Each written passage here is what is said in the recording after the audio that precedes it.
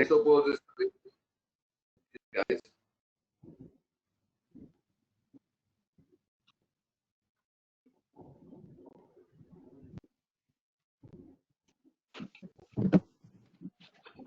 Muthu sir, you can start. Okay, thank you. Good afternoon, everybody. My name is Muthu. I will be moderating this session. So before we start, just going to talk a little bit about ASSOCHAM, what they do and what are they. ASSOCHAM is one of the oldest in India. It is a non-governmental, non-profitable organization and initiated its endeavor of value creation for Indian industry in 1920, having it fourfolds and 300 chambers and trade associations and serving more than 4.5 lakh members all over India. The chamber was formed by the industry stakeholders with the objective of encouraging and promoting national trade, reducing trade barriers while fostering conserving environment for the growth of trade and industry of India, and also act as an interface between issues and initiatives. The chamber draws its members from the corporate sector, both private and public, including SMEs and MNCs. So that's a little bit of background about the organizers, and we're going to get started. I'm going to have my first speaker speak. All my speakers will speak for about 5 to 6 minutes, and then we will, once all the speakers are done, we will have an open discussion. So my first speaker is going to be Dr. Anita Gupta, and let's just get a little bit about her.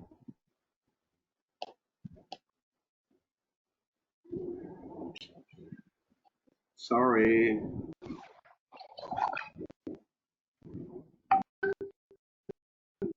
Getting my screen is just hang, so just a second.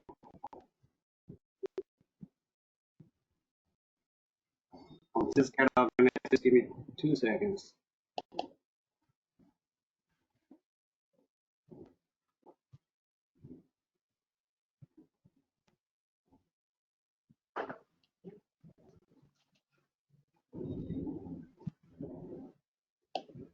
Okay, our first speaker is Dr. Anita Gupta. She's a doctorate in engineering from the Indian Institute of Technology, Delhi by qualification, and she's one of India's finest government administrators with over 20 years of experience. She's currently the head of innovation and entrepreneurship in the Department of Science and Technology. Recently, and we've been very fortunate to work with her on the Couch program, which is trying to accelerate and support market deployable products to be used in COVID-19. She also established in the last 20 years 150 technology business incubators in the country at academic of excellence in India, the Indian IITs, IIMs, NITs, and leading private universities. She also carved out the program for the National Initiative for Development and Enhancing Innovation under the Prime Minister's National Initiative of Startup India. In the ministry, she spearheads a new and exclusive component on women entrepreneur, which I will ask her maybe during the program. She is driving the key programs on innovation, Indian Innovation Growth Program, Power of India, and Innovate for Digital India. She's also brought in lots and lots of fostering connection, international linkage, in particular with China, Malaysia, Cambodia, South Korea, UK, USA, Switzerland, Russia, Israel, Australia, Sweden, African countries like Rwanda. She has contributed numbers with articles in many platforms. So over to you, Anita, for your opening remarks. Thank you, Muthu, and a very good afternoon to all the fellow panelists as well as the participants who have joined this very apt, very timely webinar with the theme of AI for healthcare ecosystem.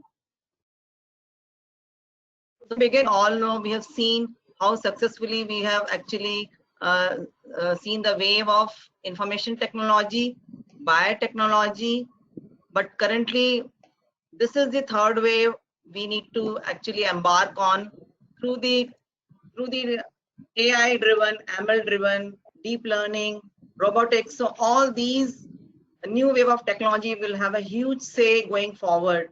So the third pillar, this is a third wave, but the very important pillar is the technology-enabled systems going forward. As Aashima also had expressed earlier, technology is so invasive in our economy, that the pillars which have been identified not only for any business organization, for any government, for any nation going forward to be competitive, to be ahead in the game. And now we have a new agenda, a new mission of being self-reliant India. So going forward, technology will have a huge role to play.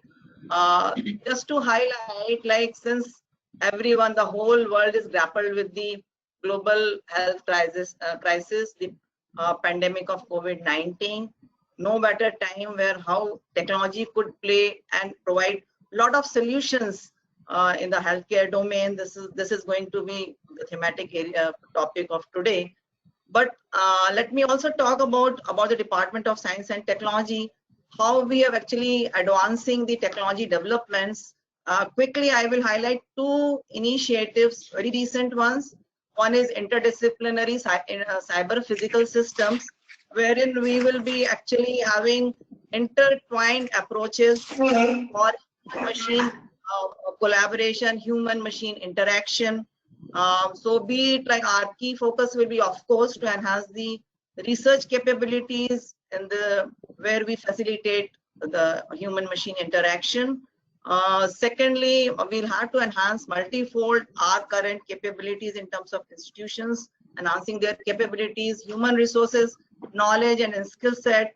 Thereafter, whatever be the technology development, how do we enable its successful translation, commercialization, industry engagement going forward, and also the startups. So these are the very recent initiatives which we have, the DST has taken. And to top of it is 2020 budget announcement, wherein a national mission of quantum technology and applications has been announced. So given these two initiatives, this will be having huge bearing. The way AI will be in the near future, how to leverage the total power of AI and all the advancement technology. This itself is a nascent area, upcoming area. Though India features in the top 10 in terms of AI, but like early adoption will be the game changer. Whosoever adopts the AI application, be it a business, be it an organization, be in a healthcare, hospitals, this will actually change the rules of the game going forward. So as far as the startups are concerned, let me share. I don't know, many of you may not be knowing about. DST has been a pioneer in terms of promoting science and technology based entrepreneurship in the country way back since last 30 years. But since last 20 years, we have devised a new institutional mechanism. We were pioneer in steering a program known as Technology Business Incubators. Muthu has already talked about. We currently have a network of about 152 incubators in all prominent institutions. We also were early part of Stanford Biodesign program with Stanford University and AIMS as a partner. So that's how we came out with the new medical devices in the healthcare sector, and it was also interdisciplinary approach which was adopted in that, which has been now it's being steered by DBT, our sister department. So going forward, like our incubators have a capacity to nurture more than 3,700 startups, and out of 152 incubators, I can say at least 30 are working in the healthcare domain. So this is our catchment area if we specifically talk about the healthcare, and out of which very minimal percentage currently are focusing on the AI sector. So now going forward, Muthu has seen the way, in fact, I being the head of innovation entrepreneurship, and when this whole challenge was put up in a flat 3 days, we devised a program known as Kavach, which is a center for harnessing the COVID-19 health crisis innovations. And this center is based out of IIT Bombay, Sinai IIT Bombay.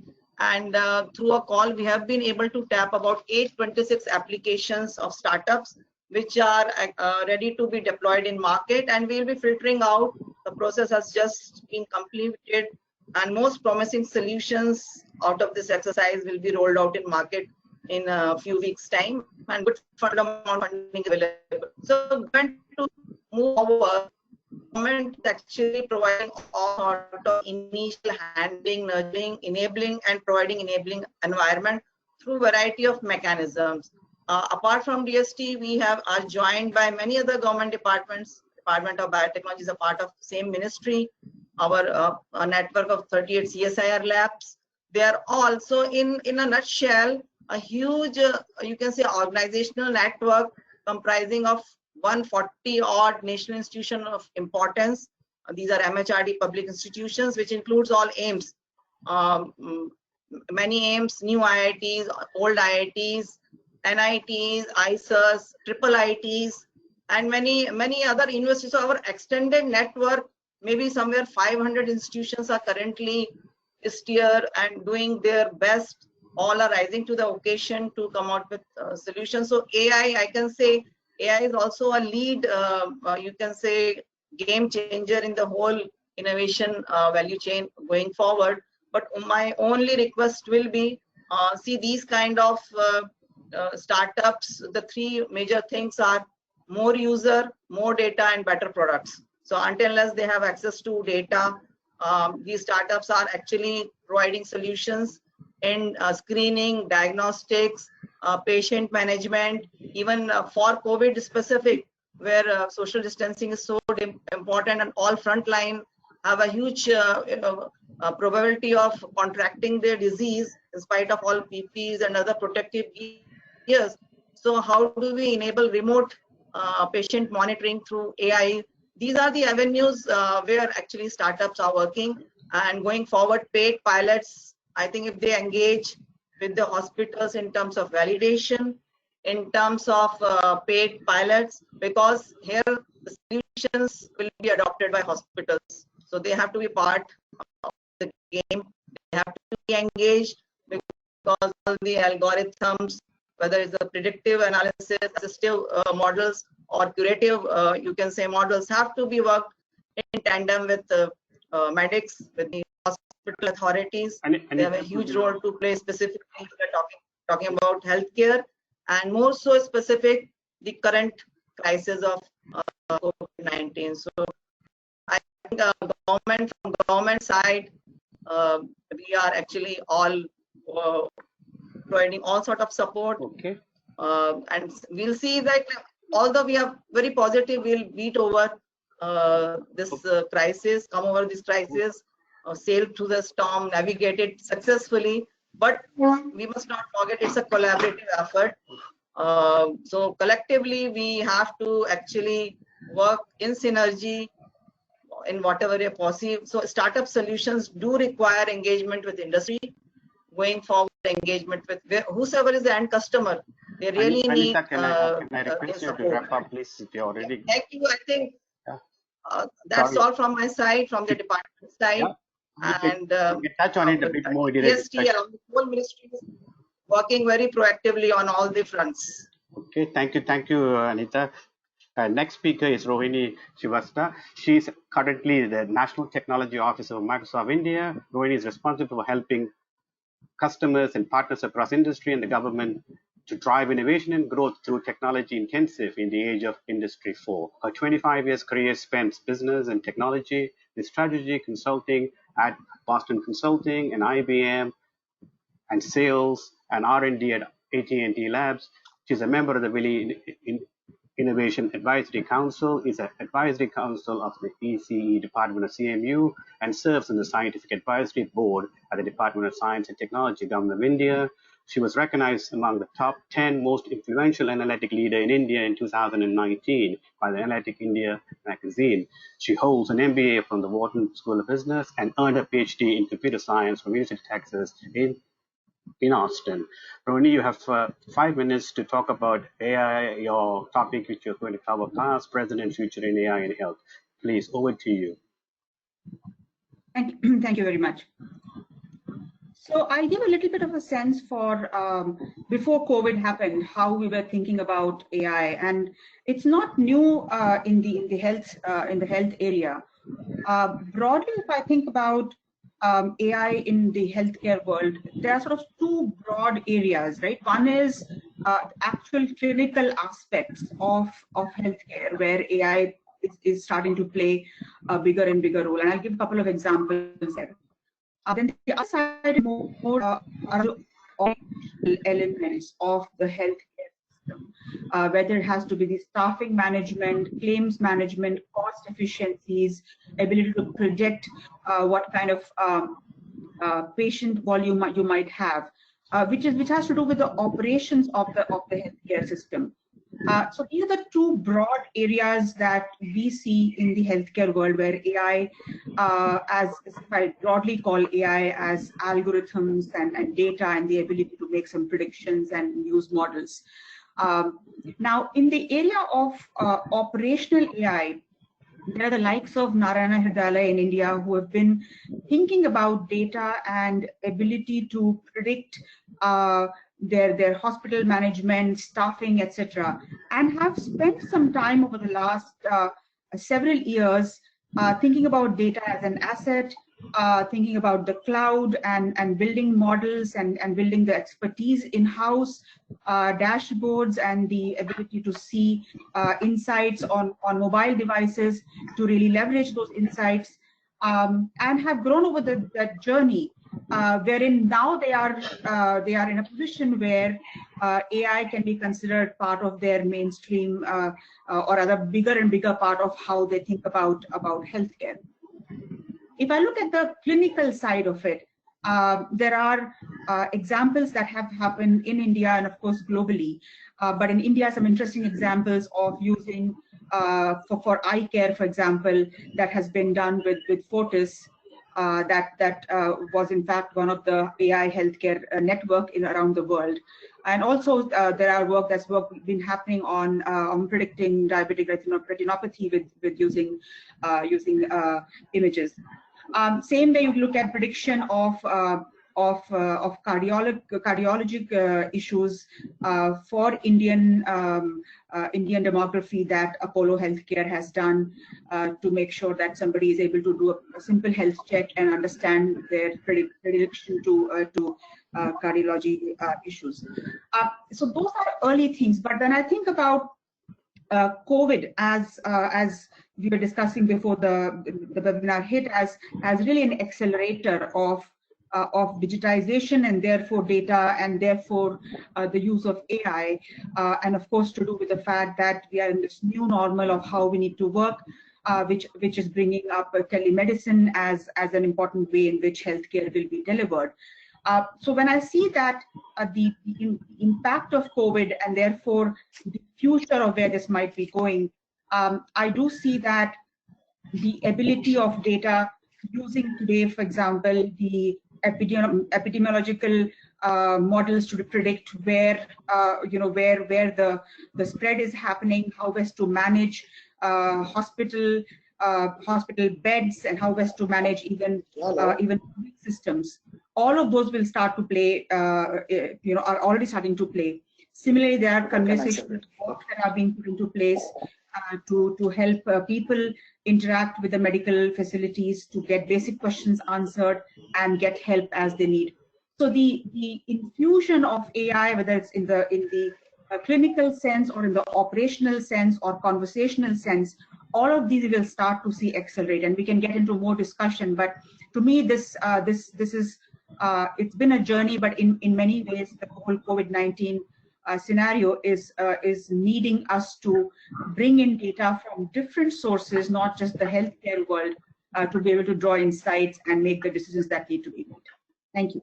Thank you very much. So my next speaker will be my good friend from BIRAC, Dr. Manish Diwan. He has over 25 years of global industry and academic and R&D experience, pharma and biotech industry, and in discovery to product development, leadership, project management, and administration. Promotes BIRAC's mandate to support translation of innovation, ideas to POC, validate to commercialization for global competitiveness, affordable products and technology to address unmet needs in healthcare, diagnostic, medical devices, industry, biotech, agriculture, secondary agriculture, waste management, clean energy, and related areas. He has contributed in clinical trial for global drug development at the Daiichi India and Daiichi Japan, Darbar and University of Alberta, developing certain technologies that were transferred from academia during his doctorate to industry and during his postdoctoral research. He's trained in pharmaceutics, molecular pharmacology, immunology with hands-on FIC and BIC drug discovery, translation preclinical research, and early clinical development in therapeutics in areas of chronic inflammation, oncology, infectious disease, immuno disorder, and drug delivery. He serves on several national committees and advisory board and contributes to national and international forum. He's going to talk a little bit about how government is supporting AI in healthcare. Over to you, Manish. Thank you, Muthu, and good afternoon, good morning to all the panelists as well as the participants. Glad to represent government enabling body, Biotechnology Industry Research Assistance Council. So as the name suggests, it is a specialized government of India enterprise, which is catering to the technology in adoption, technology nurturing in the biotech space. And this infusement is driven through promoting new novel innovations, startups, new products and technologies nurturing. So the startup ecosystem nurturing, particularly for the biotech space, as well as providing a platform both at national level as well as international level for industry to integrate this. So in India, we have about 3,300 biotech startups as registered today. And as Dr. Anita also mentioned, BIRAC has about 50 BioNest bioincubators specializing for the biotech technology facilitation for these startups. Plus, there are another 50 or so. So put together about 100 incubators in India and 3,300 startups which are in biotechnology domain, and about 600 life sciences industry as a whole in India. If you look at the healthcare system as a whole, this is my rough estimate that about only 10% of the total population of India actually reaches out with the paid healthcare services, and that's almost like a saturation in that domain. AI in healthcare integration has capacity to enhance this bracket and bring in more number of people into its ensemble. So if we look at deployment of AI at large scale, there are 4 factors broadly. One is the payer of these technologies. These could be government institutions, insurance, individuals, provider of these services through medical professional hospital centers. Then the critical element is the solution, the hardware and the software solutions, which needs to come up as an innovative new technology product, which is available for deployment. So that is where BIRAC and other enabling agencies like EST play a larger role. As a body, we have large number of instruments which are rolled out, initiatives, challenges to invite applications. We support them through funding, mentoring, exposure, access to the technical expertise, business mentorship, investment opportunities, as well as industry handshake. If there is a merit, then it can be adopted. So across different schemes of BIRAC, we facilitate funding from 50 lakh all the way up to 7 crore per startup for building up their solutions. And of late, we have seen that there is an increase in the startups coming to us for the ideation to proof of concepts. There's 10% increase in such numbers. So we do that. So that's a welcome change, which is we are seeing. There is direct funding to these innovators, startups. We also facilitate it through the incubation network, the mentorship and access to opportunities, equity funding that is up to 1 crore per startup. And there are special schemes. For example, with Sweden, Finland, and European Union, there are separate application proposal calls which are open, where AI in health tech is being facilitated with BIRAC, DPT, and bilateral arrangement with individual countries. One more piece, I think that I will leave it at that. We have recently started creating incubation centers in the hospital setting itself. I think that is a piece where the startups can actually be present very close to medical professionals, where the marriage of thoughts can happen much earlier, and the solutions can be customized for an ultimate adoption, easier follow-through adoption. And we have also initiated one more thing is field testing of such innovative solution. So the field testing actually happens at the field level with the clinical data, for example, deployment at PHC level, Anganwadi level, at the low resource setting, as well as at the tertiary care centers. So I'll rest here, and I look forward to getting into discussion later. Thank you, Muthu. Thank you very much. Dr. Naresh, you be next, please. Dr. Naresh is an Indian national, is a renowned cardiologist and cardiothoracic surgeon, a graduate from King George Medical College, and subsequently trained in practice at New York University Medical Center, Manhattan, in the United States from 71 to 88. He obtained a diploma from the American Board of Surgery and the American Board of Cardiothoracic Surgery. Dr. Naresh is the chairman and managing director and chief cardiac surgeon at Medanta, the Medicity, a 1,500-bedded multi-super specialized institution. He's also the founder of the Ascot Heart Institution and Research Center, where he was executive director. Dr. Naresh has received many prestigious awards, including the Government of India Padma Shri and Padma Bhushan, presented by the Government of India. Dr. Naresh was president of the International Society for Minimal Innovation, Cardiac Surgery, Minneapolis, 2004-2005, and he's received honorary doctorate degrees from 3 prestigious universities. He's going to talk a little bit about how AI is changing the hospital. Is it changing or is it not changing? He will touch a little bit on that. Over to you, Dr. Naresh. You have 5 minutes, please. Thank you, Muthu. Good afternoon to all. So when you take you can say the journey of AI in medicine goes back many, many years. From very primitive forms of first establishing the EMR, which was, well, I was still in the US in the 70s, we started using EMR over there. It would directly select the reports that needed to come to the physician or immediately in their office computers. And then, so primitively that started. Then the NHS actually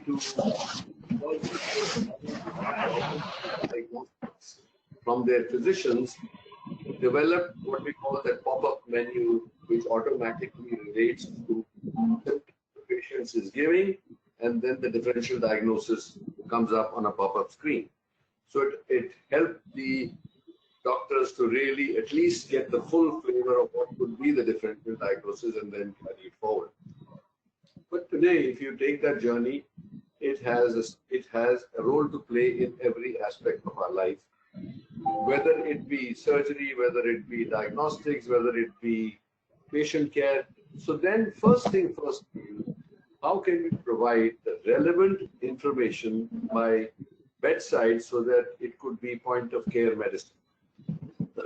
So we had systems built in where if a pulmonologist was making rounds on a patient who had multi-organ disease but needed to get the relevant information related to his specialty, that would appear on the screen by the bedside, that would enable them to review the whole piece of information and be able to come up with more accuracy in their recommendation. Then it has now gone into robotics, as we know. So robotics, we started, developing the robots with Intuitive Surgical in Palo Alto, in Mount View actually, in the late or mid 90s, and by the late 90s we had quite a sophisticated robot to assist it was like telesurgery. So the surgeon would sit on a console and the remote arms would perform the surgery at the command of the surgeon on the console. But that I brought the first one to India in as early as 2000. So we've been using them. First we had developed it for cardiac surgery. Now it's gone on for many, many things. So what it did was it actually, you could improve the accuracy of your surgery by tenfolds because every 1 centimeter move of your hand would be translated intelligently in the spot that it was supposed to be operating in to 1 millimeter. So you could actually increase the precision accordingly. So it's been very handy, and then it grew into other specialties like urology, gynecology. So now almost every surgical specialty is using the robot from 2000 onwards and progressively developed. Then comes now how to enhance the safety of the patient on a daily basis. So remote sensing has been around for cardiogram, for SpO2, for other means, temperature, but the application was there, but the point is how to actually correlate that information into different grades of emergency. Where should it be kicked up to, at what level? So the hierarchy, then we started using AI for hierarchical sorting out, triage, as we call it. Now what we are doing is we are working with the Harvard Intensive Care Unit and the Department of Defense in US in developing a doc box, which we are using in our intensive care units as an aggregator of the entire information that comes from every device that is being used on the most complex of patients. So gradually, over a period of the last 2 years, we have been able to incorporate everything, including the ventilators, the ECMO, the syringe pumps, the algorithms of the parameters that we measure on the monitor. The ultimate goal being that today, especially in India, we have an acute shortage of intensivists. We have an acute shortage of everything in medicine, but because when it comes to the crunch for life, it becomes in the intensive care units that you need to have that expertise to do when to do what. So, what we have been in the works for the last 2-3 years, like the EICU and all that business that we were working on, with the arrival of COVID-19, it has all been accordioned into a very rapid development. So I was very happy to see there's an organization act that has, this is a conglomerate of IT companies that have put together 100 crores to be given as grants to startup companies related to COVID care. And I saw some presentations which were amazing what people have been able to accomplish in a short time. As a force multiplier is one example. That you can, from one EICU, remotely monitor hundreds of beds. But not only that, the fact is that you could see the monitors, you could see the picture from a video camera, that would be okay. But now what we are doing is basically developing the algorithm to say when should the alarm go off in the controls command center, to be able to alert the physician on site, whatever his level of expertise may be, to actually go and do the intervention, because we know that in some situations there is, the number of deaths just go exponentially if you're not intervening in time.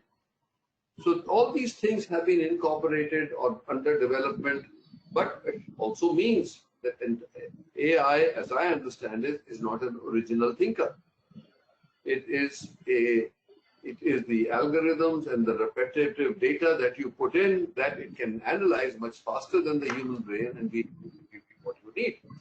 So now we have reached that chest X-rays can be read for the routine chest X-rays. Don't need a physician anymore. It will give you, it will throw up if there is the evidence of TB, even COVID. All these algorithms do exist. So as we move forward, this incorporation of AI in medicine will continue because we have now such complex science. Science moves in medicine at the speed of lightning every day. Nobody can cope with the data, no matter how specialized you may be. And it becomes a joke sometimes that are you specializing in the right nostril or the left nostril? That's how specialized medicine has become.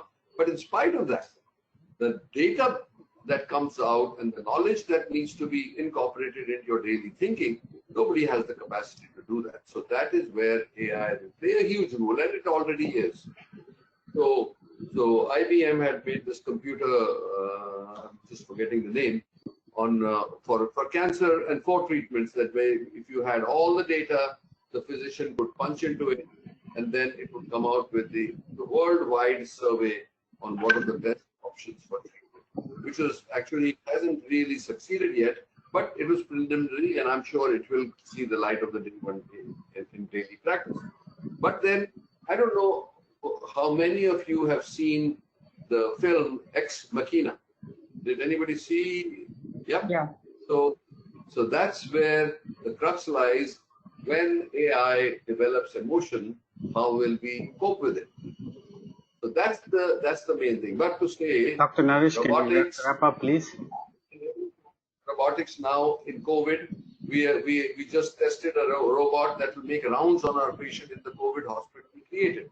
So what we did was from Medanta, we made it a non-COVID hospital, the main hospital, and three hospitals adopted a hospital in Manesar, where we are dealing only with COVID patients. So instead of the doctor making rounds 4 times a day, 6 times a day, this robot on a command center can make, we are just fixing the Wi-Fi over there, the bandwidth, but otherwise we have tested it in our own hospital. It will pre-program it. It will go into every room. You can visually see. It'll wish the patient and then connect them to you. So the doctor can keep a very close eye on these patients. So there are many things that we can do. There are self-cleaning robots now, especially for COVID. Now, in this time, things that did not have much relevance, the companies were trying to sell it, but nobody would buy it. But now that nobody wants to be going there scrubbing every minute the floors, there are robots that are actually programmed them, and they go and clean the whole bloody thing and put hypochlorite in it, and it sanitizes it. So it's delightful. But then I guess I won't be around by the time Ex Machina comes true. So no problem. We'll get some questions anyway, because I'm trying to do it so you can get some questions as well. So the next one, Dr. Palaniappan. Sorry, I changed the sequence, but it's Dr. Palaniappan. That's okay. It's another friend of ours from Chennai, in south of India. He's the CEO of Medway Hospitals. He also is an endocrinologist. He's a physician. He is also founder of a startup which is working in AI for diabetic patients, and his area of interest is in obviously diabetology, where he looks at complications, how he can apply AI to that. Over to you, Dr. Palaniappan. You have 5 minutes, my friend. Yeah. Hi, everyone. The hottest tech word of the century is AI. Everybody, everything is AI. Of course, the next buzzword, which is now is the positive. The moment we hear the word positive, we all get panicked. Well, healthcare systems, especially in this COVID era, is becoming very unsustainable. For example, running a COVID ICU, as Dr. Naresh said, it's pretty much very difficult to run a COVID ICU or getting all the reports and analyzing. So AI takes leaps and bounds, assessing the CT scans or the chest X-rays. In no time, it says that the probability of COVID is pretty high. So because the RT-PCR or any test which you do, it's going to take a couple of hours to get the report. So by just looking at the CT or at the X-rays, even without the presence of radiologists, that's the technician clicking it, and you get into your PACS. And you could see and analyze in no time. You can say the patient has got a high probability of COVID, so that you could be quarantined or you could be put in a separate place. So these kind of things only AI can do. And much more important is the fast, accurate diagnosis. And we all are aware that the third leading cause of death in the United States is human errors in medical field. And human error reduction is pretty much very much possible with AI, because a lot of data has come in and it analyzes, the algorithm says what it is. And second most important, me being a diabetologist, I've been seeing a lot of patients. predicting the complications of diabetes like retinopathy or neuropathy or nephropathy is much more important. Because the idea of AI, now we look at AI as a tool which is complementing the physicians. And I'm pretty sure none of the physicians or the surgeons need to be afraid that AI can't come back and they can't do surgeries or diagnose. AI can only complement, it can never confront with healthcare workers at any point of time. The entire idea is there are certain gray areas in AI which I'm really concerned about. First is the data privacy, because people are chatted, and a couple of registry where the data can non-numeric or create algorithms. Whereas countries like India, we don't have a registry because there's a lot of private and public health sector management happens. So we really don't have an access to the data, and it's a skewed data which is available. The biggest challenge in healthcare industry is adoption. The biggest resistance is from medical fraternity accepting AI because the accountability is not by the machine. The accountability is human. The doctors are taken into legal things, or the doctors are accountable for making the misdiagnosis. So the gray area is if, for example, as Dr. Naresh was mentioning about IBM Watson gives a lot of diagnosis about the cancer, but the credibility, if it goes wrong, even one person is supposed to be diagnosed wrongly as cancer, the implications are very high. So pretty much we need to understand AI has been used in two ways. One is predicting the complications and reducing the disease burden and improving the quality of life. Most of the time, most of the startups in AI are looking into analyzing the complications or analyzing the disease once it is popped. But apparently we should go a step behind and then analyze and say that this patient is going to get stroke or this patient is going to get retinopathy. So we need to stop at an early stage. So AI has to look at that level. So we ensure that people get sick. AI works in a way, after people get sick, they help or aid in giving a diagnosis or as an administrative tool. So as I rightly said, AI is going to complement and it's not going to confront, but there's going to be a lot of resistance from the healthcare industry to accept it. But the moment they accept it, it's going to be a game changer. There is no doubt about it. Me working in a startup with diabetes and predicting diabetic complications. Recently, what has happened, we all know that Harry Potter, the sorting, they put a sort out hat. The moment the hat is put, it analyzes the brain and put into Hogwarts different school. Like that, in diabetes, the people are stratified and taken into different classifications. And based on their GAD antibodies or based on their A1C, their obesity, their age, and then ethnic relationship, and all that is taken into consideration. And on sub-classification into 5 classes, we could definitely say who are all the patients who are going to get nephropathy or we're all going to get retinopathy.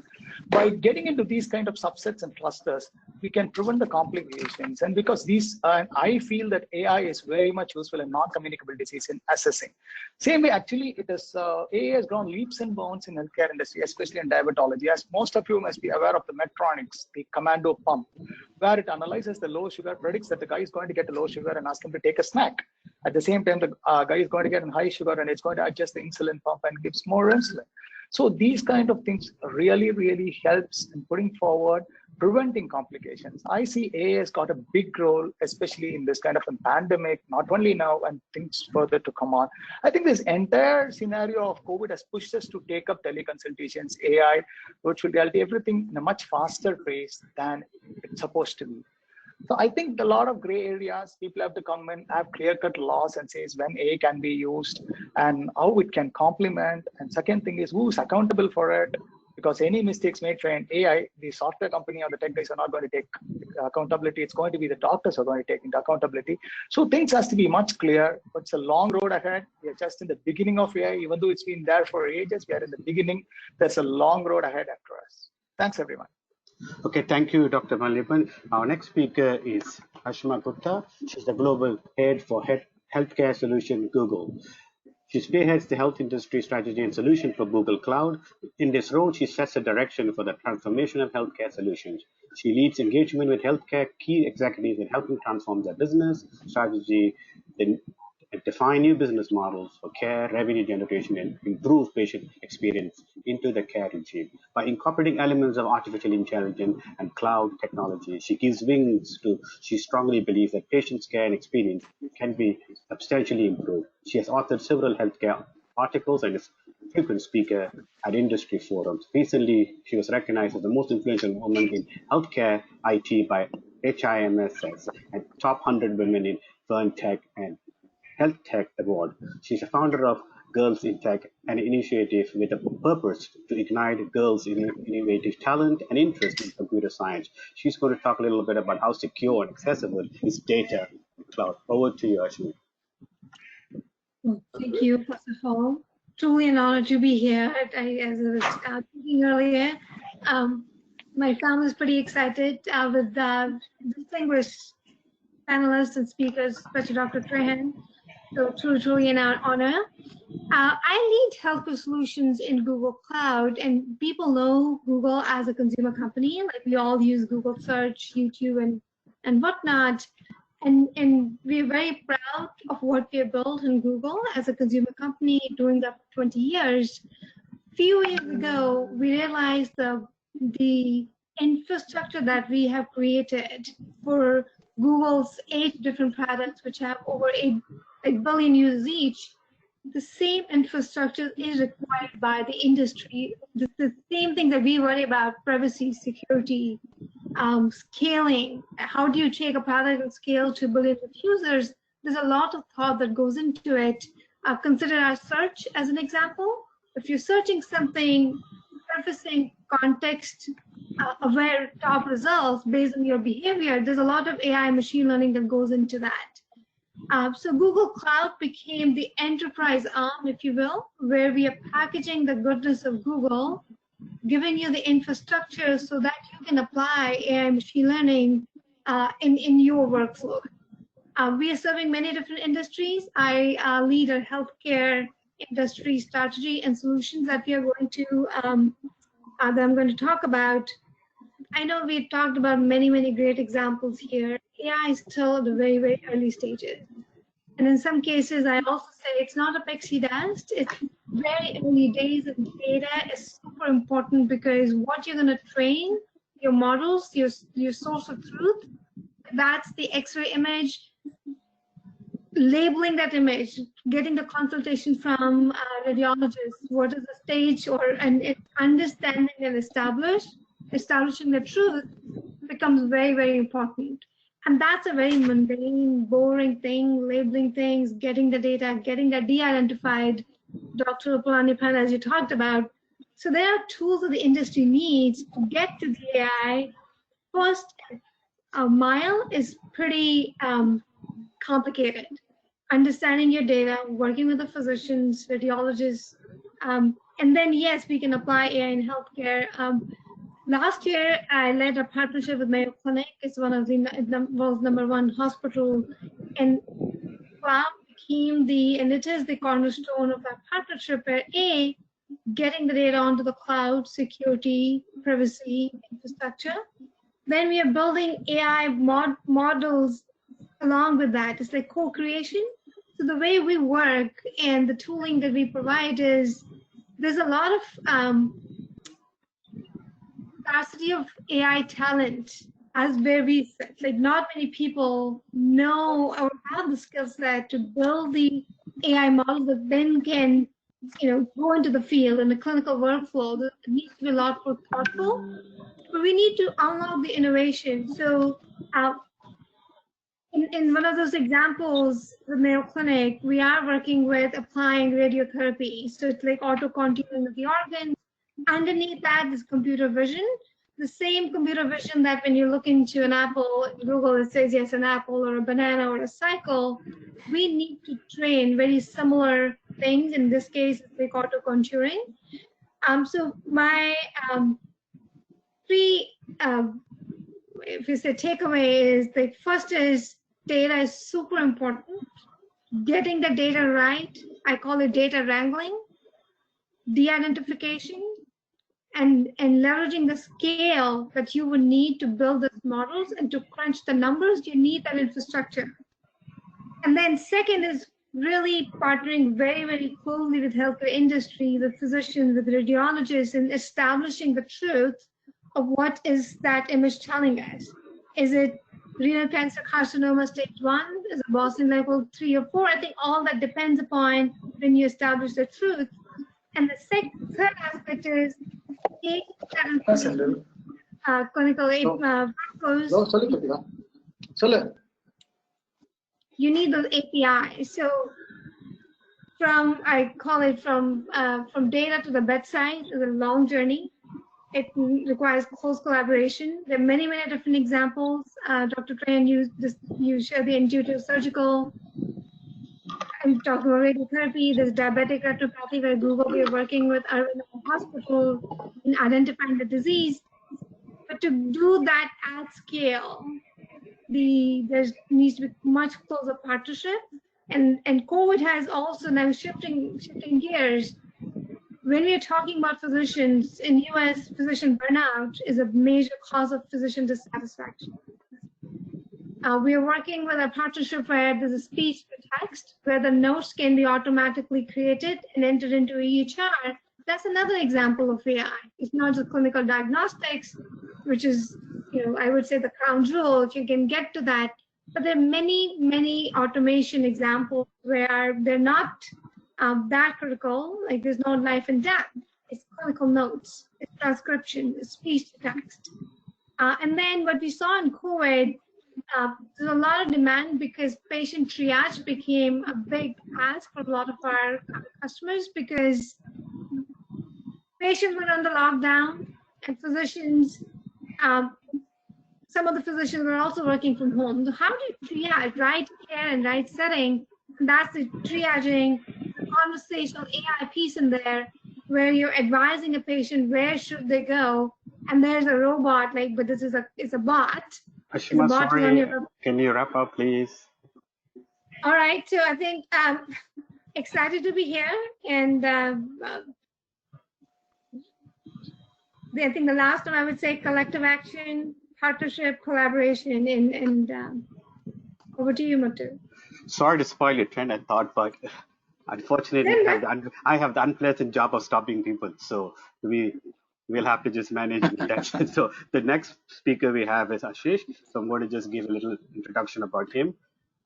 He works down as an associate dean of research technology at Icahn School of Medicine, Mount Sinai Health Systems.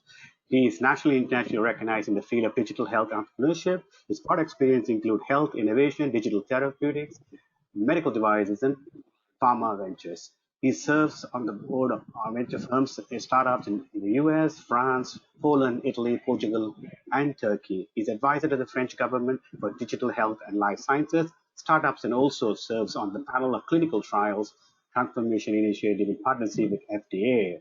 He has successfully established key strategic partnerships between academia, industry, and government towards building a sustainable ecosystem for entrepreneurs. He's going to talk a little bit about digital therapeutics. Over to you, Ashish. You need the screen, you said. Are you okay? Let me see. I was just wondering, am I the only one that would like to use? Can you? We try and see. No, I'll try and get it for you. Wait.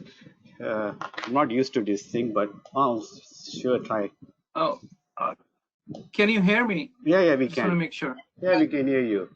Oh, okay, perfect. Thank you so much. You sound good. Yeah, while we figure this out, I can. No, I've already made you a presenter, you, so you should be able to hold on. Okay. I've made you a presenter, so try. Go for it. Okay. Do you see my screen now? No. Not yet. Okay. I see you, but.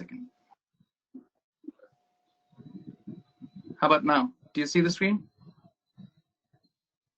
Not yet. Not yet, Ashish. Sorry about this. No problem. Yes, we are on time. Don't worry. We still have another hour, so we're good. Oh, this is really annoying. I'm so sorry. I thought it would be working. No, it might not be your site. It might be more on the system. But I've made you the presenter. How do I? I think you just click share. Where? That's $1 million question. Hold on, let me see. I have my screen up and running. I just want to make sure. No, it is. I've already given it to you, so that's for sure. Okay. Does it work? No. Wait. Let's change it and then try again. I'm making Aashima the presenter, and then I'll make you back up a screen. That works. Do you want me to share my screen? No. Now you represent Ashish back. But Muthu, you have is the Ashish you logging have in from his iPad? If Oh, he's logging from iPad, Ashish. Are you using yeah. iPad? Oh, maybe that's why. Yeah. So the compatibility, Muthu. Yeah. No. There's Muthu, do you want Now, why don't you to throw bring me? it up from your side, or we can just get started without that? If you can do it without, go for it. Nothing like it. Yeah, we can get started without this. Not a big deal. Just give me 1 second. Let me just. Apologies for this. Aashima would be happy to hear. All right. So good afternoon, everyone. Can you guys hear me now? Yeah, we can hear you. Perfect. Go for it. All right. So, I mean, I had some interesting slides that I would like to share, but that's totally fine. No worries. Thank you so much for your patience. My name is Ashish Narayan, and I am.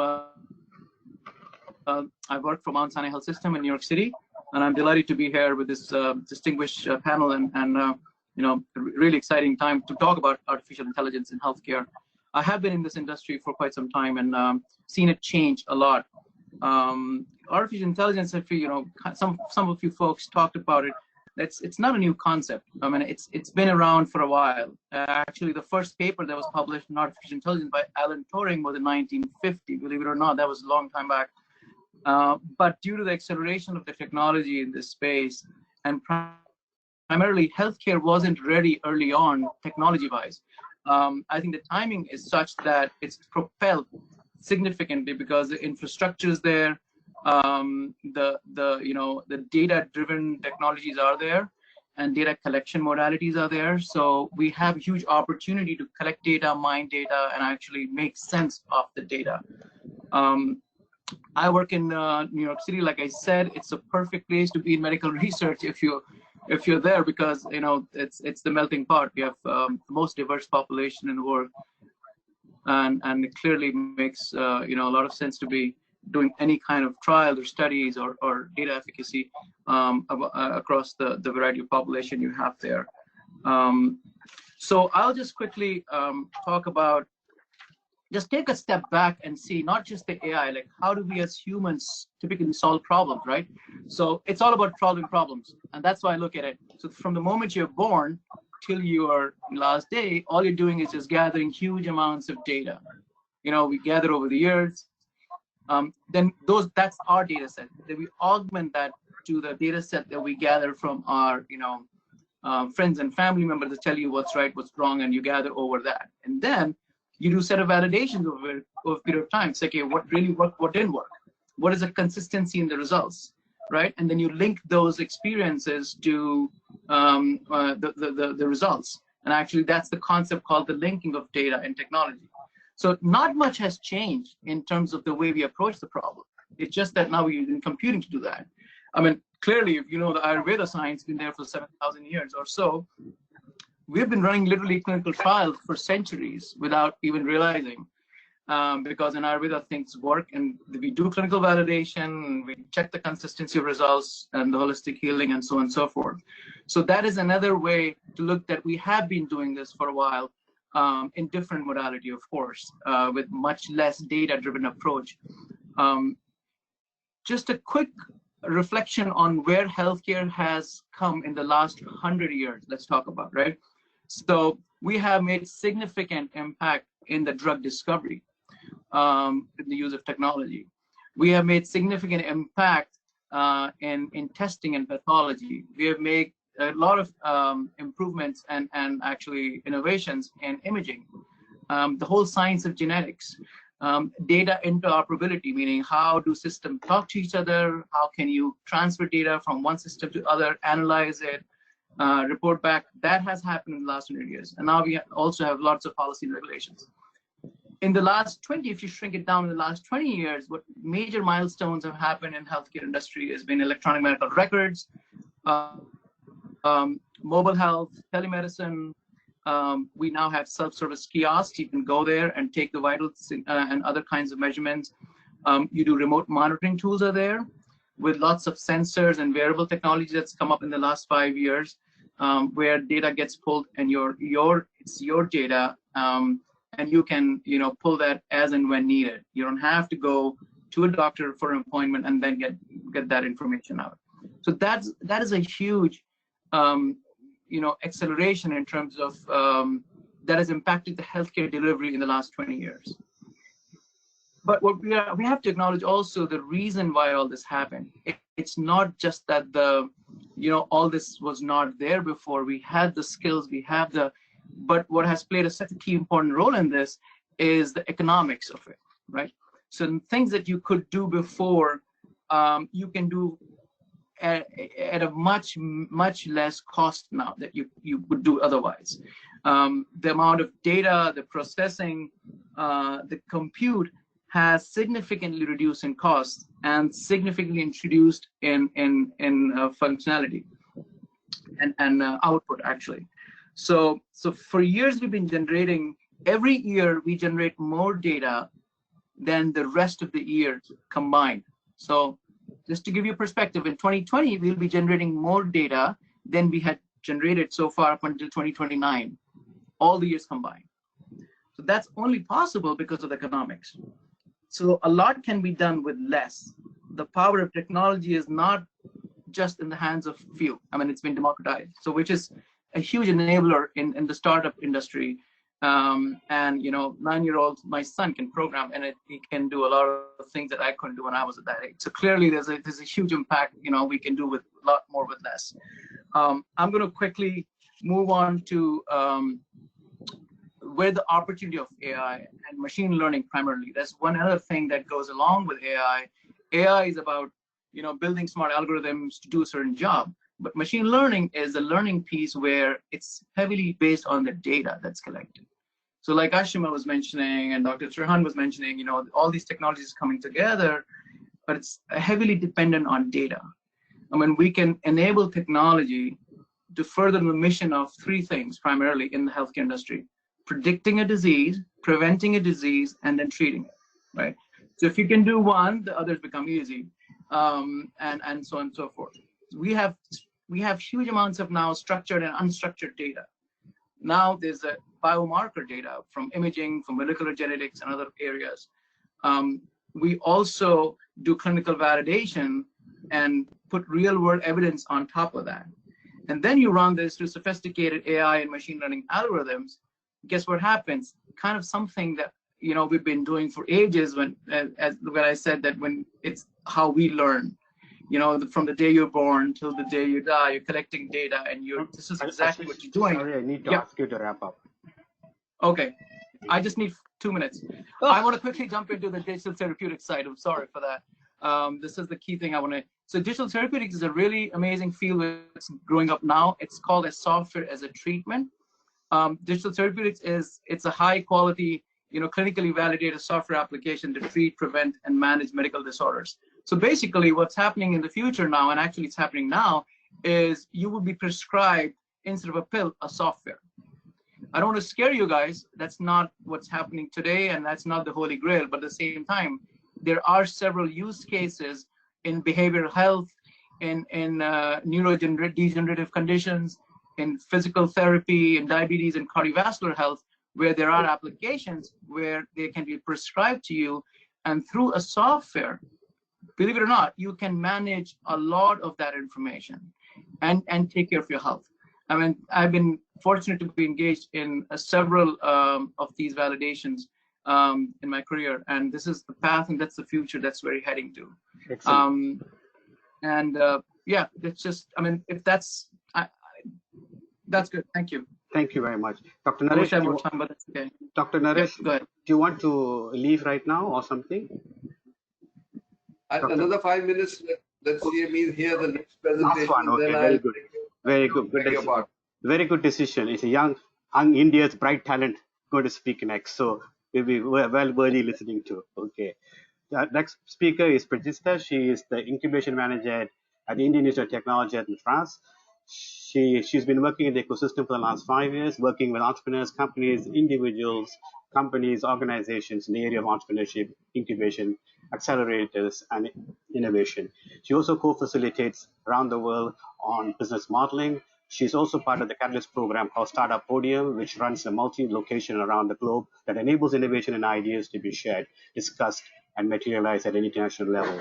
She's also a co-author of a book called Greenfields, a suggested standard operating procedures for incubator. She's going to talk a little bit about what, in her view, and what she's been seeing the Indian startups are doing in terms of AI. Over to you, Prathistha. Thank you so much, Mr. Muthu. I think I must start by saying that it's an honor to be a part of this panel, being the youngest and probably the most inexperienced among the lot. But I'm going to take it a shot anyway. And thank you so much, Dr. Naresh, for staying back and listening to me. I'm going to start with some thoughts about startups and how they're progressing. So IIT Madras has an ecosystem of about 200 startups working in different areas from manufacturing, agriculture. We're part of this MedTech incubator, which supports over 60 startups in terms of incubation and pre-incubation. And we also have supported over 200 startups in the last 3 years. And we've come across some really interesting ideas. And recently, after the entire COVID lockdown happened and we were asked to pack up bags and go back home, a lot of startups came to us and they were like, what do we do now? Should we start making masks? Should we start making sanitizers? Should we start making ventilators? And then we were like, hold on, guys. You guys can't just start moving from what you guys are doing to something completely not part of your core activity after you've actually generated so much in terms of revenue and in terms of innovation. So you can't just throw away what you already have. So we've seen the last few weeks that the startups and private tech players have come to the front line to fight against COVID-19. And there's been some active collaboration from DST, from BIRAC, and we've come up with some really interesting programs. I was happy to be a part of Kavach. It was a very interesting process where we got about 800 applications, and people were actually grilled and grueled to understand the tiniest part which is required to be able to deploy something in the shortest time required. So we understood that we were coming up with something very, very cost effective, something that can be swift in tracing pathogen and making visualization of identifying hotspots and making better decision making for startups and in terms of diagnosis. So I'm just going to take a step back to understand how people have actually handled crisis earlier. So when you look at SARS 2003, what came out, obviously we had a lot of consequences in terms of negativity that had come out. But what also came out was the e-commerce boom happened, and we came up with startups like Alibaba and JD.com had come up. And then when you had the global financial crisis again, and people started using digital media more, and people started using the digital platforms more, and they came up with some really interesting ideas. And Starbucks had pivoted, American Express had pivoted to something more digital, to being more digitalized, basically. So in this sense, COVID-19 is no different in terms of crisis. We are facing a huge crisis globally right now, and it is only going to greatly accelerate. The major trends are already underway. So one of the trends that are underway are obviously artificial intelligence. And Dr. Naresh rightly pointed out that artificial intelligence is not an original thinker, which means that we need to think to make that device helpful for us. And how can the startups do that? So one of the things that we could look at, so when startups come up to us, we could look at repurposing what is already existing and what is already available. And we are looking to see how we can put something together which is already existing in terms of frugal innovation and come up with, because we have very, very limited time in hand to be able to deploy something at a very short, you already need to have something in place, or it should already be existing in the environment to be able to put something together quickly and take it to the market. So I was reading up, and I came up with something very interesting in terms of delivering of medical supplies. Ghana had come up with a drone device. Obviously, a lot of us have been hearing about drones and UAVs, but they came up with this thing, and they had actually delivered medical supplies in airdropping them in really jammed locations. So I think there could be some sort of alignment there, because India also has a lot of rural and urban areas that are very thickly populated and densely populated. So we could look at solutions like those in the days to come. So what are the other Prathistha, I have to solutions that we probably look at is obviously they will say I'm biased, so we will have to wrap up. Okay. Good. Okay, so I'm just going to stop with saying two things. That one, which has already been told, that AI is not going to replace anything; it's just going to assist. The human touch is very important to holistically provide solutions and to also treat patients. And the second thing is AI is going to be a connecting dot in terms of providing resources and healthcare data. So these two things are very important. Considering 30% of the healthcare costs associated with only administration in the hospital, so some solutions are redundant. Activities can help the clinicians and the doctors. I'm going to stop there, and thank you so much.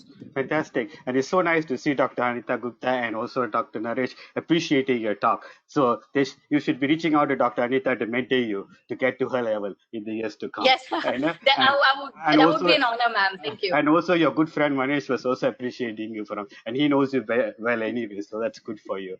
And you did a good job. I think Dr. Naresh I must compliment Prathistha.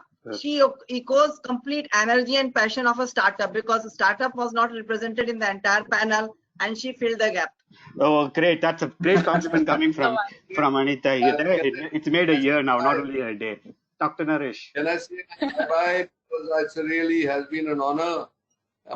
I mean, I was the only one who didn't have much knowledge about this, but of course I really enjoyed everybody's presentation, and thank you. Connect with you guys individually and see where we can take this. Sure. Thank you. It all goes well. Can we coffee with you? Bye. Okay, now we'll start with, there's some questions. I will take those questions first, and then we will go to our own questions. The first question is asked, sorry, how is it possible to regulate AI-based solutions in the Indian scenario? Should there be an FDA approval and so on? So who wants to take that one? I can take it. Oh, take it away. So this is Ashish. So absolutely, I mean, there has to be regulations around, you're treating, this is about patient care, about lives and death. So you have to be regulated. Anytime there's an intervention of a drug or a device, you need FDA approval, and that's the right thing to do. So there are, so for example, if you're doing any, sort of operational,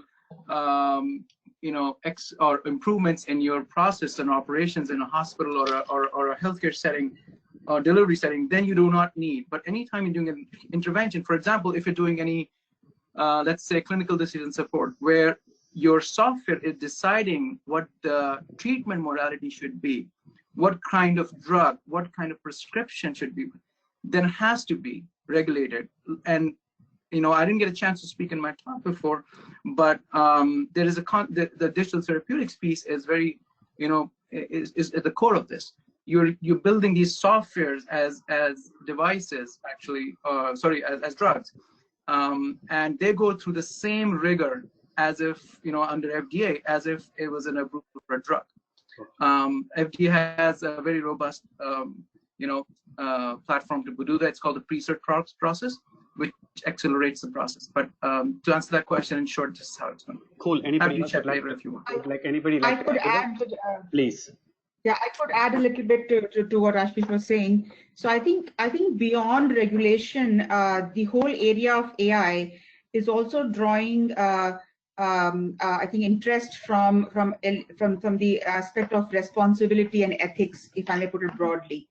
And I think the elements of privacy, security, inclusion, because many AI algorithms have been trained on data that perhaps is not representative of the population on which it is being used. The example I gave earlier about the Apollo cardiology was because the model was largely trained on Caucasian population and was not necessarily trained for the Indian populace. Similarly, around accountability and transparency. So there are all of these elements of responsible AI that companies like Microsoft, Google, and others are really entering and thinking about in terms of beyond regulation, what kind of guidelines, what kind of checks and balances, governance that needs to be put in place that allows for AI to be trusted and as it becomes more and more embedded into our systems. Okay, the next question. Oh, sorry, go ahead. I was just going to say, I think very rightly said, both of the women, and when you are building AI system and you're designing it for health equity and access for all is very, very important. It's up to all of us to make sure when the systems are being designed, the data is representative of the population. So, Dr. Rohini, great addition there. The next question they ask is how much data would be enough for validating an AI-based solution for real-time use? Do you want to take that, Aashima? I'll give you the diabetic retinopathy example, which was in November 2016. Some of Google AI researchers built a diabetic retinopathy model. It was 130,000 images, and that was enough to find out the severity and the level of disease. But of course, it differs. It differs by the accuracy that is needed. It differs by the diagnostics. Like, are you contouring? Are you detecting cancer versus are you detecting, in this case, the fundus image? So in that particular example, the 130,000 images, but the labeling is important. The ground truth establishment is important, and knowing that what is the severity of the disease and validation by radiologists. We had 65 ophthalmologists working with us when we were building that model. So it's not just the size of the data, it's also the validation, working very closely with both academia and the industry to build it. Okay. Anyone wants to add to that? Well, I'll just say more the better. Okay, more the better. Okay, great. Now I have a question. Even I have read for actually devising a very robust, powerful and accurate, you can say, algorithm. You need even for X-ray imaging 1 lakh of images. Okay. That will yield the kind of, you can say, decision making where like doctors, radiologists can be fully sure about the outcome or the decision which has been given by the AI tool or algorithm. So I think, as Ashish has already told about more the data, then only it will be the more reliability, more accuracy will built in the whole, you can say, your data strategy or whatever. Dr. Manish, you have you want to add? I just want to add here that the heterogeneity of the data, the collection centers, as well as the processes followed for data collection, I think that also builds in data collected at well-resourced center and data collected at low-resource setting. So SOP-driven, guideline-driven. I think that further enhances the scope of number of N's. It's not only statistical significance, but it should also built in the inter-assay variations, even the same. So I think that would also complicate and maybe add to the size of the data set that we intend to generate. Okay, the next question is what is Muthu, I just wanted to add on here. Please. See, India is in a very nascent stage as far as the AI ecosystem goes. Mm-hmm. So, as a part of this whole 2-hour long session, what are insights have been drawn, the collective experience of Ashish, Dr. Trehan, the apprehensions expressed in actually adoption of these kind of AI tools or AI-led startups, whether it's towards the preventive side, predictive side, assistive side, curative side. So all these need to be factored in, and in terms of the regulatory side, the heterogeneity of data, I think we need to really come out with a good AI strategy going forward. So all these factors have to be, because we will evolve as the time passes. Each day we will be evolving on the AI, which will have a lot of inroads and inclusion in the healthcare, not only healthcare, virtually it is going to impact each and every sector, be it even agriculture. I have many startups who are working in the agri domain, in the manufacturing, in the you can say, manufacturing is going, and autonomous vehicles. All those have a huge, AI has a huge role to play. And even like even for HR services, the bots taking interviews, and so multiple application across the board. So going forward, each sector wise, but healthcare assumes much paramount importance, because here human life is at stake. Okay. And you cannot be playing away with all those actually in terms of accuracy, in terms of the safety. So all those features are not present in the other sectors. Cool. So here, therefore, the accuracy, the data, all this assumes so much of importance, and it will be at the core of all the solutions. Okay. Ashish and Rohini, want to add something to that? So we can move forward. I just wanted to say that, you know, we sometimes get hung up, or rather we get very tied in with accuracy. Sometimes it's important to be able to just remove the clear, this is not clearly a cancer issue, right? Because then you are reducing the load, the false positives and the false, you know, that element of being able to reduce things that need to go into the next stage. That itself can reduce the load on the healthcare system. So sometimes this accuracy may not be the only metric to just, you know, get so bogged down by. Absolutely. Okay. I'm going to take most of the questions coming from the audience because I think that's only then the seminar has been useful. I have lots of questions here, but only I'm going to use mine if I run out of from the screen. So there's another one here. It's asked, what is the role of standardizing coding systems like SNOT, MED and LOIN while implementing an algorithm in a hospital setting? Do people use it or do they use their own internal labeling system? Anyone is aware of this coding and an algorithm in hospital setting? Palaniappan, you are on mute. Are they talking about ICD coding of the diseases? No, this is, I think, for algorithm. SNOMED and LOIN, LOINC. Right. So I can take. Okay, Aashima. Maybe. Aashima, go for it. Aashima, go for it. Yeah. I think so. In healthcare, standards are very important, and in US at least. Hold on 1 second. I'm gonna. So as Dr. Trehan was managing earlier, the healthcare has taken the past 10 years. We went from, at least in US, from paper records in the Manila folder to now a digital digest, which is called EHR records. They live in different formats, like HL7 and FIRE are the format of how the data set is represented. When you call a blood pressure, it's mg versus a different coding. Labs have a different measurement. So standardizing on those, standardized like images like CT scan, MRIs, they're DICOM. So to make sense of this data and apply AI machine learning, if the experts have to deal with so many different varieties of data formats, and once you get the data formats, understanding and applying the LOINC and SNOMED becomes like harmonization of data is very important. Because as Dr. Anita was saying, these are life critical systems. We need to get the semantics right, and these standards help with that, to get the semantics right. If we're talking the blood pressure was the unit, the which image, and that's where, at least from our perspective, a lot of attention and focus is on, again, data ingestion, standardization of this data, and data harmonization using tools like SNOMED and LOINC.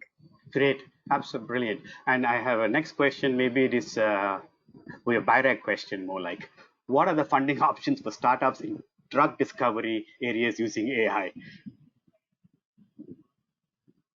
So there are a lot of funding, a lot of opportunities. There are specific calls which are theme driven.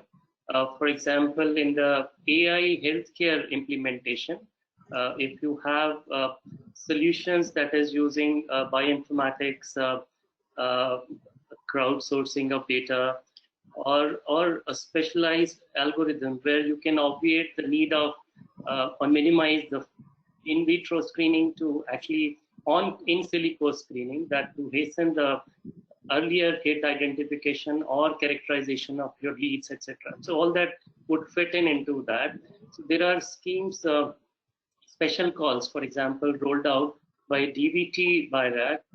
One is with Sweden. The call is still open, so that offers engagement of Indian innovators, be it industry, academia, with the Swedish counterparts. Likewise, there are calls which are opened with India, Finland, and India European Union region. These are international calls. The national calls are also open. we rolled out a BIG biotechnology mission grant, which gives you about 70,000 USD to reduce your idea to proof of concept. That is open twice a year. The next call will come in 1st of July. And there are other schemes which, if you look at BIRAC's website, so those are open intermittently or every quarter, where you can enter in if you are in an advanced stage beyond proof of concept also. So if you are at validation stage, there is a PIPP scheme, a SIBRI scheme, where you can have industry as one of the component partnering agent. There is commercialization schemes which are towards the last stage of the development, where you are looking at higher quantum of support, maybe $1 million or beyond. So there are lots of specific as well as theme-driven opportunities where people can engage. Okay, cool. I'm going to not. Just to add, Muthu. Yeah, please. Since you have talked about funding, so I should also chip in from DST side. To add, like DST has a major 3 different verticals. One focuses entirely on the research part. So correct me, I am told that for developing one single molecule, it takes $1 billion USD for 10 years. So if AI can shorten that time period, and even like less resources are required, I think DST will be really willing to look in those directions. And secondly, what Manish has highlighted, DST also has a initiative Geeta, which enables collaboration internationally, and as highlighted by other fellow panelists, collaboration in COVID, post-COVID will be the new normal. We have to look for like-minded organizations going forward to fast-track the development chain. And I think if we are able to, we have Indo-US bilateral agency, Indo-US Science and Technology Forum from France side, also Germany. So these are entities which work bilaterally, and there is a call for proposals wherein we find a partner from the respective countries, and it's a co-creation, co-development of drug or whatever high-tech products. So this is already, you can say, different initiatives are already available. And I think we will be really looking forward that a right set of people come forward, collaborate together, and reduce the timelines of development and the resources required. Great. Next question, I think I want to ask the doctor first. Palaniappan, are you there? Yeah, very much, Okay. pretty much. When Yes. AI becomes an integral part of our healthcare system and starts treating patients, who will take responsibility if an error happens at the hands of the robot due to mechanical malfunction? Well, In the doctor's view, let's take the doctor's view first. When I was speaking to you about this, see, AI has come a long way, but apparently you need to understand it can only complement, and accountability has to be only by the doctors, right? It's going to give a suggestion. AI cannot replace what humans are doing, and AI can only aid in that. So algorithms can come, but it's your wish whether you're going to accept it or not. The AI can say the screen, the diabetic retinopathy, like Google has done it. They can find out from an OCT the retinopathy is there, mild, moderate, or severe. But you can decide whether the retinopathy is moderate or severe, and you can take a call on that. It's going to give a suggestion. And the robotics are also, the algorithms are written. You can't go and catch a guy who has written the algorithm. It is a duty of the doctors to analyze, to validate before they put it to use. And there are certain critical areas where which AI should not be used, should not be allowed at all. First, initially, it has to be used in the administrative and in the aiding the clinicians and making a diagnosis or aiding in the diagnosis, rather than playing the role of God or playing the role of doctor. It's not. So artificial intelligence has to be artificial. It can never become natural. It's not a competition to the natural intelligence. It's only an aid to the natural intelligence. Let go by with it. Okay. We need our jobs for the next 50, 60 years. Let AI don't take our jobs. I think that was done very well. Okay, so wait, before Aashima, are you still there? Just before Aashima? Can you switch to Aashima? Aashima, before you go, we'd like to say bye to you. I think she's already left. Yeah, she sent me a message. Yeah, I think she's left. Okay, she's gone. No problem. We talked to her later. Okay, now does anybody else from the opposite side, on the technical side, want to respond to that? Yeah, I would love to. Okay, Ashish here. go for it. I agree with everything that was just said on the panel. However, I want to just bring something to the attention. Depends on the use case. Of course, we don't want robots performing complex surgeries on you, but the way the regulatory bodies look at it, as long as the outcome of an event is better than humans, it gets approved. Correct? I mean, it has to do with self-driving cars. It has to do other things as well. What's working really well in the healthcare industry right now is image recognition. So clearly, if you look at radiology, right, in lots of cases, there is in identifying different scans, the AI algorithms have done much better and outperformed humans. So clearly, on the roadmap in the next few years, I wouldn't say even it's happening as of today. So in the next few years, you will see a huge influx of these algorithms playing a major role in the decision making. Of course, the liability is on the provider because that's how it works. You have to be smart enough to know what to use. But clearly, that there's several publications out there that clearly shows that there are very sophisticated AI image recognition, computer vision algorithms that are doing much better job than humans. Okay. That's it. Cool. Shall I ask the next question? By the way, somebody has just go ahead. Go ahead. Rohini, go ahead. Yeah, so I was going to add to what Ashish was saying, that I think this kind also goes back to the earlier discussion we were having on responsibility and ethics. I think the elements of explainability, for example, of why a model is giving a particular answer becomes important. That if you are diagnosing, for example, something, then what are the features of the machine learning algorithm that has led you to that prediction? So I think these, it's not just, should not be a black box. There are use cases for which even if the AI is making some kind of a determination, the explainability and transparency issues, which I was talking about earlier, do become important when you want to be able to trust and make a decision based on it. And then, of course, second part is very much about situations where AI use cases where you need to have the human in the loop, wherein where it's an advisor, but there is a human in the loop that is accountable, that is taking the final decision. Okay, cool. By the way, I just want to add something. Sure. If we can, Go ahead. Can I add? Yes. Yeah, okay. So I was just looking up, and WHO's norm is 1:1,000 doctors is what is the norm, which is supposed to be there. But right now we're on 1:1,445, and we have over 5 lakh doctors. So not 5, 11 lakh doctors, probably 11,50,000 doctors, with a population of 135 crores. So it is established that we need a extended arm, which means AI will be an extended arm. What can they do? They can probably help in collecting data, storing data, all the routine mundane activities. They can also help in data-driven clinical support for hospital staff.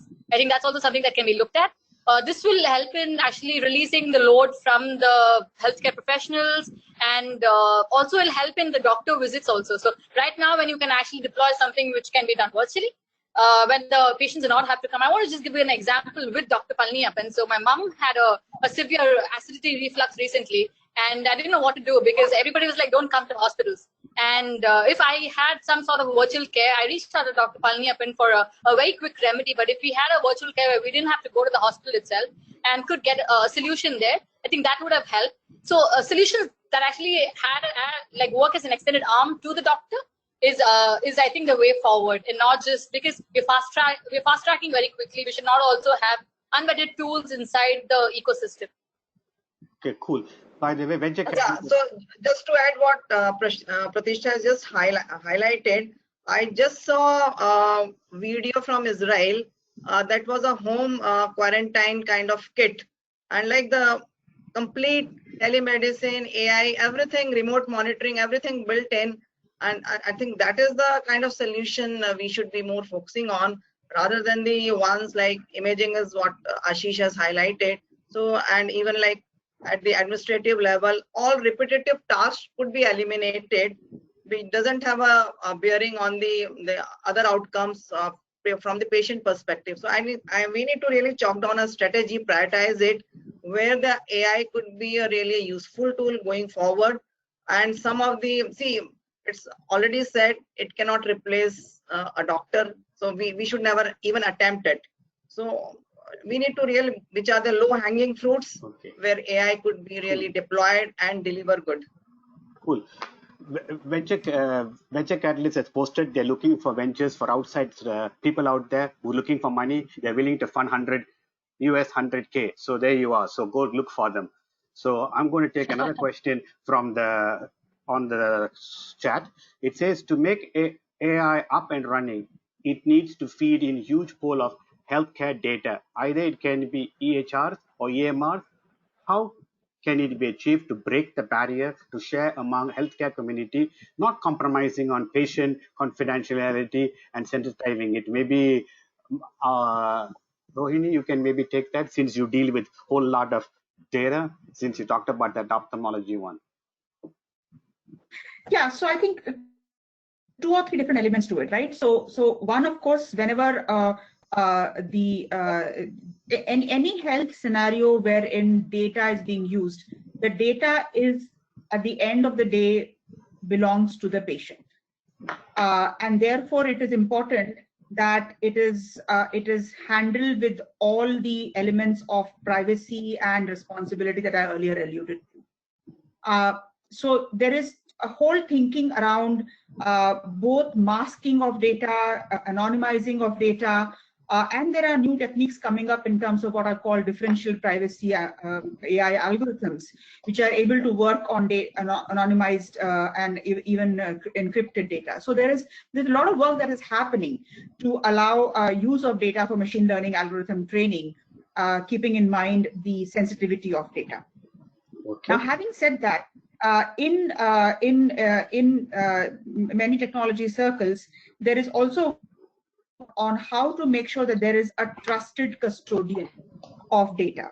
Because at the end of the day, even like when you look at COVID scenario, right, it is not just the healthcare data that's required to put some decisions into action about quarantine, about lockdown of certain areas. You need information not just from healthcare, but you need also information from law enforcement, from city planners, and many other people that are involved in the ecosystem. So it's actually a multi-ecosystem data decision-making scenario, right? And so therefore, at Microsoft, some of the things that we're working on are in terms of allowing that multi-party data sharing in a way that there is a trusted custodian who can manage what data gets stored, what data gets shared, who gets to have access, at what level of anonymization, at what level of aggregation. So there's a lot of work that's happening in that space to allow this to work in such ecosystems which require sensitive access and use of data. Okay, great. Anyone wants to add to that? Yes, please, Manish, go. I think you would notice that startups who are working with innovative solutions, to train their algorithm, they require an access to the data. So to them, I would suggest that there is some data set which is already available in the public domain. So that can be used for the initial training, which actually most people do.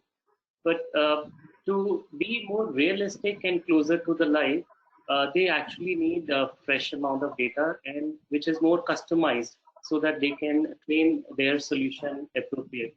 Okay. So here, as Rohini is mentioning, the crowdsourcing of data, more partners coming together, be it the cloud services or, for instance, hospital network itself.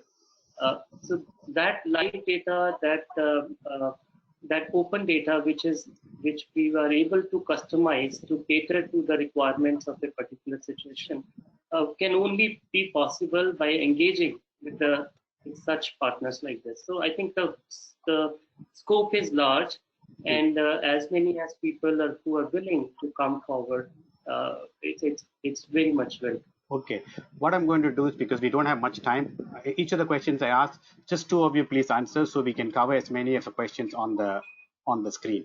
The next question, Ashish, to you I'm going to ask, since you are not medical. I'm going to put you on the technical side and ask you, what would be the impact of quantum computing in collaboration with AI on healthcare industry? I'm sorry, can you please repeat it? It was a little broken. Sure. What would be the impact of quantum computing in collaboration with AI on the healthcare industry? Quantum computing, that's interesting. I'm glad you're laughing. Well, go for it. Well, no, actually. So, healthcare industry has propelled so much in such a short time. Yeah. Oh, can you hear me? Yeah, go for it. Yeah, Dr. Srivathsa, you can take it. I'll just say one line here, so then you can take it off from there. Yeah, of course, there is clearly an opportunity wherever there's an opportunity for more processing, more computing. Of course, it's key to solving AI and machine learning problems. We have not yet seen any use cases in the healthcare delivery sector yet that uses cutting edge technologies, as if we're just talking about quantum computing. However, there is clearly a scope wherever, like I said, wherever there's multidimensional data, lots of data, and you need data in much quicker time frame, like you do right now. You don't have the time to analyze complex images, 3D scans, other kinds of things in a fraction of a second. That what will help when you use, quantum computing types of mechanisms. I mean, that's all I'll say. Dr. Srivathsa, you can take it over. Yeah, sure. I was just going to add to actually a very good point made, Ashish, there, because at least there are two ways in which quantum computing will play a role in healthcare. So one is, of course, what Ashish was alluding to. At the end of the day, even if you look at quantum-inspired algorithms today, they are in a way large optimization problems. So quantum-inspired algorithms are able to solve those large optimization problems for AI machine learning, just machine learning, right? So if you're able to formulate an AI algorithm in a way that a quantum computer can understand, then you can solve those large problems to find the the machine learning solution. The other element is that a lot of what Dr. Anita also was talking about regarding the search of a molecule, right, as to how protein bonding actually happens. Many of those areas are in the realm of what is called quantum simulation. So the understanding of how molecules behave at the quantum level and why certain behaviors happen, to be able to do that using a quantum computer in terms of simulating the quantum system would be another very interesting way in which quantum computing will play a role in terms of drug discovery. So these are the two areas I do feel that have a very high potential for use of quantum computing. Okay, I have one more question from the audience. Ashish, you want to say something? Okay, I have one more question. I thought there wouldn't be too many. I wrote about 50 of them, but it looks like I don't need to use any one of them. There are many medical students in young minds that have wonderful ideas regarding AI in health. What is your advice for such students? Should they wait to complete their graduation first for setting up a startup, or should they start during their studies only? Prathistha, do you want to answer from the incubator point of view? Yeah, can I take that? Yeah, can I take that question? I honestly, I can't really take a stand here, because we do have some startups who are extremely bright and young, not into school, but have some brilliant ideas and deploying some healthcare solutions and already have customers. One of them is Jain. So they're doing really well. So he's a really young boy who's decided to defer and not take up high education right now and try this out for a while. But we also have some really, really brilliant startups who have come with 40 years of experience and things like that. So what we essentially, because we are an education institute by ourselves, we don't really advocate people to drop and come in. Education is very important. I mean, you finish what you are at, and then you come in. I think it's very important to hold a degree, because you don't know how things are going to go. It could go your way, or it could go the other way. But you need to be prepared. To be prepared, you need to have a backup plan. So I think it's very important to have a good educational background, at least that can take you in terms of sustainability. Ashish, just to add what Prathistha has highlighted, we to some extent have also addressed what students like who opt for startup journey early on the game. So we have the under Nidhi program, idea to prototype conversion, Prayas. Prayas means attempt. It's a long acronym. I will not spell out the whole expansion of that acronym, but that we enable students, innovators across the domain to convert an idea to prototype to MVP, minimum viable product, give a decent amount of funding. Currently, more than 30 incubators are having this program.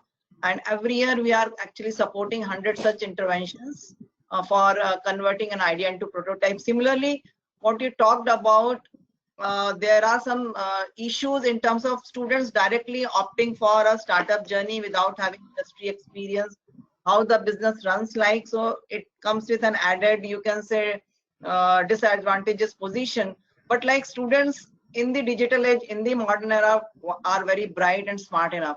Right at the second year level, they find form a group, co-founders. So you can say even not only you can say males, even females. So women entrepreneurs are starting early on.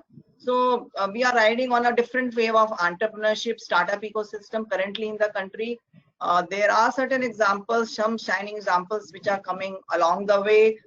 You talk of every sector, we'll have students startup in present in that particular sector. It could be in the agri, it could be in the aggregator, like even like food delivery. So to the high end, like we had one call for application under India Innovation Growth Program, University Program, University Challenge.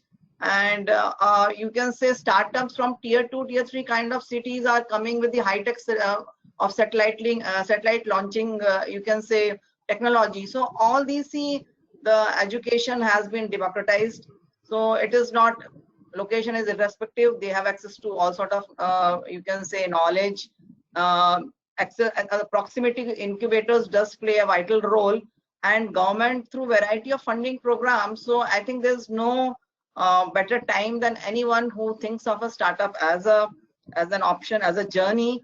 But like going, it's all market dynamics. Everything will play how the market rule changes, how adaptive, how quick learner they are, how can they pivot given the challenges as the COVID-19 has posed in many startups. So they have to be really nimble and smart enough to navigate the journey. It's going to be very challenging, but there are some positives, and government has rolled out many new programs, many new initiatives, and going forward, there would be many more encouraging, because everyone understands the pain points, everyone understands the challenges, but it's only the team, the strength of the founders or co-founders, they can pull through even in the challenging times, okay, and spot the opportunities. Cool. Ashish, go for it. I'm sorry I'm rushing you all because I have 8 minutes to wrap up and I'm getting instructions from all over the place. So please, go Ashish, add. You're on mute. Sorry, I'm so sorry. Can you hear me now? Yeah, okay. Go for it. So if you have a brilliant idea and you have the mettle to do that, do not wait to graduate. It's a mistake. It's a mistake because you are thinking about an idea, others are also thinking about the idea, right? So by the time you graduate, things will be it'll be a different world. Trust me, the way at which it works. We have 24 hours in a day, find time to do the work. And what the key thing is here is institutions have to be supportive of this also. It's easy for me to say, don't drop out. It's extremely hard to get into these places in the first place. So I'm not saying that you should, but it's a social issue. I mean, the universities, institutions should be supportive of people taking a sabbatical, 6 months, a year, and then they should be able to come back. That will encourage the innovation that happens currently in the country. I think what's really important is the team you build, right? Who you trust is actually, and the use case you're targeting should be extremely focused. You're not going to solve digital health. It's not going to happen that way. You know exactly what you want to do, where you see the gap is, and then you go for it. That's it. Please do not wait to graduate. However, I wish you all the best and make sure you graduate. Ashish, my son would love you for that. Because after his 12th, he's not continuing. Indian ecosystem and the parental mindset is very different. They would like, see, I'm one of the same. Saying, right? That's what he's saying. I think he's saying about the both the ecosystem and the mindset, probably, No, right? That's what I'm hearing you. But Exactly, I exactly. think I have a very good experience on this. My second son, who's 20 years old, he's a state topper in all the exams. He has not gone to do a degree. He's quit and he's at the incubator. And I think it depends very much on his mother and me to just keep quiet and let him try it. And he said exactly what Ashish said. If you don't let me do this, you're wasting my life. So he is working and he's done a great job at COVID. And that was the company Swash Chain, which he talked about. So he's doing it extremely well. Hats off to you, Yeah. Okay, so great, great. I'm glad you're supporting that. Yeah, So, I think, Muthu, if we attain that kind of, you can say, mindset shift, India will be a different place altogether. absolutely, and I'm leading that change. The support system that Ashish is talking about, right? The ability to go back article. I mean, that's the safety net you need, because in a way that's what's holding people back, right? And if you can do that, absolutely. Yeah. So we have another 5 minutes, but I'll do one thing first because I promised that I would do it, and then I will do a wrap up. As you probably notice, I'm also fiddling with my WhatsApp messages I'm getting from everyone what to do and what not to do. And you see, I've been sending photographs, so I can multitask pretty well. So ASSOCHAM is organizing an exhibition on healthcare called World Health E-Expo, the virtual exhibition for medical devices, IVD digital healthcare. This will be held shortly, so they would like you all to come and join them in the initiative to support the healthcare industry. So in the COVID time, they're doing this exhibition to promote healthcare in terms of medical devices. So I've done that for the organizers. So now let me take from reverse from the camera, my good friend Manish. Would you like to say your last words? And I mean last words, really last words. No 1 hour, 2 hours, just last words, everyone. Manish, go for it. Yeah, thank you, Muthu. I think it is, I enjoyed the discussions. What I personally would like to see AI making an impact is that the coverage of healthcare is extended in the country. And the AI, I believe, could provide that leverage to cover much larger population of India into the healthcare bracket. As I said in the beginning, I believe only 10% are the paid are people who are engaged in the paid access to the paid services. There's 90% of people who are not covered or who are from the, let's say, low resource setting, that includes tier 2, tier 3 cities, rural setting. They also have equal they have equal right to access to the healthcare. So I think with the integration of AI, telemedicine, electronic records, digital data, digital processing, remote consultation, etc., the entire gamut would make things accessible to them. That would be the real paradigm shift and the impact on the health of the people. And I'm looking forward to that change. It will take little time, maybe 10 years in action, but gradually every year, every moment counts, and we are moving towards that direction. Dr. Rohini, your last words. Please, all of you be quick, because at 4 o'clock I have to give back the channel to them. Sure. I will be. So no, the wrapping things I would say broadly in terms of AI, right? I think one has to remember that at the end of the day, AI is to solve a problem. So I think it's very, very important to remember which is the right problem to solve, and whether it's on the operational side of it, on the clinical side.